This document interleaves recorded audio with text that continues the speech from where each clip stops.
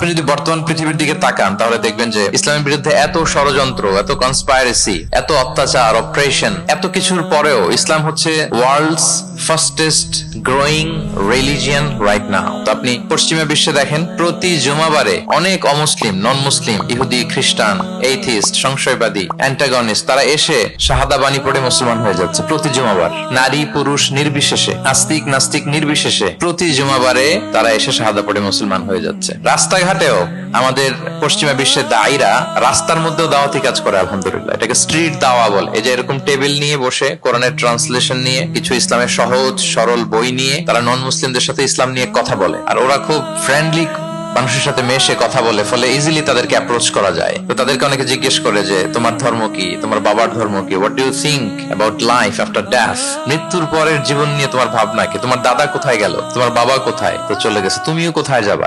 এইভাবে যখন জিজ্ঞেস করে নন মুসলিমদেরকে, তাদেরকে যখন ভাবায়, ভাবাতে ভাবাতে ভাবাতে ভাবাতে ইসলামের বাণীগুলো যখন তাদের সামনে পেশ করে, তারা যখন কনভিন্সড হয়, অনেক ক্রিশ্চিয়ান, অনেক জুইশ, অনেক নন মুসলিম ওই রাস্তার ওই দাওয়া কাজের মধ্যে, স্ট্রিট দাওয়াতে ওইখানেই ঘোষণা দেয় আশহাদু আল্লা ইলাহা ইল্লাল্লাহ ওয়া আশহাদু আন্না মুহাম্মাদান আবদুহু ওয়া রাসূলুহু।